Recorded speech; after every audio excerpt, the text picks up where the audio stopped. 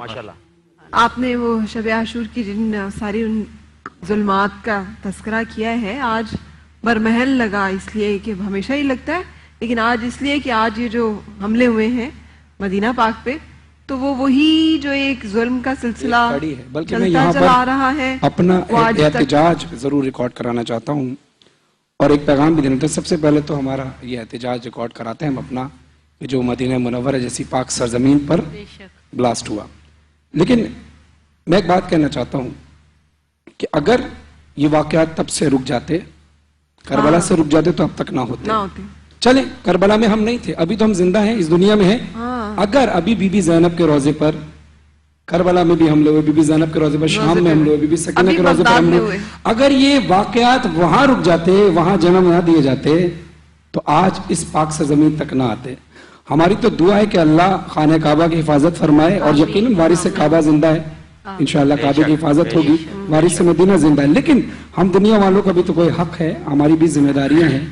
दुनिया में जहां जहां भी गवर्नमेंट से, चाहे वो सऊदी गवर्नमेंट हो, पाकिस्तानी गवर्नमेंट हो, उनको ये चाहिए कि इस्लाम तो हमेशा प्यार और मोहब्बत का मजहब है। इस्लाम में नफरत, खून रेजी तो इजाजत ही नहीं है इस बात की, बिल्कुल नहीं। तो इस बात को हम तो कंडेम करते हैं और अभी भी कहते हैं कि अगर ये मामलात यहाँ रोक दिए जाएं, यहाँ अगर ये दहशतगर्दी को रोक दिया जाए, तो आगे की दहशतगर्दी जो आगे अल्लाह ना करे हमें कोई नुकसान उठाना पड़े, उससे हमें अभी रायमल तय करना पड़ेगा। ये हमारी तरफ तो इशारा है ना, खुदा ना खास्ता कल को ये थोड़ी सी करीब हो जाता, जन्नतुल बकी में हो जाता, अंदर हो जाता, अल्लाह ना करे उस तरफ हो जाता, तो फिर हम क्या कर लेते, बाद में सर पीटने से कुछ नहीं होगा। लेकिन अभी भी हम सर तो पीट रहे हैं। ये जो जिस पानी का आप तस्करा कर रहे हैं, कितने मुसलमानों की आंखों से रवा है, कितने खून के आंसू इस वक्त रो रहे हैं। तो हम लोग जो कि अल्लाह का रसूल का नाम लेके यहाँ जिंदगी के महाजों पे जान लुटा देते हैं, उस सरजमीन पे अगर ये हो तो कितने ऐसे हैं जो बेताब इस वक्त बेचैनी के आलम में हैं। उनकी तरफ का क्या तमाशा हुआ इस्लाम की तकदीर के साथ,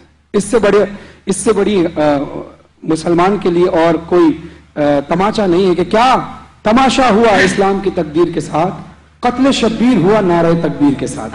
वो कैसे मुसलमान थे, कलमा पढ़ रहे हैं रसूल का, अल्लाह का कलमा पढ़े, रसूल का कलमा पढ़ रहे हैं और नवासे रसूल को कत्ल कर रहे हैं, और अभी तक ये जारी है। तो पेशावर में मासूम बच्चों को अगर शहीद किया जाता है तो कलमा तकबीर पढ़ते हुए, तो ये तो एक सिलसिला। फरहान की बात की हम मुफ्ती साहब बैठे हुए, मौलाना साहब बैठे हुए, मैं नहीं समझता कि कोई इसकी बात को रद्द कर सकता है। बिल्कुल, हर किसी की दिल की आवाज है, मेरी ही नहीं।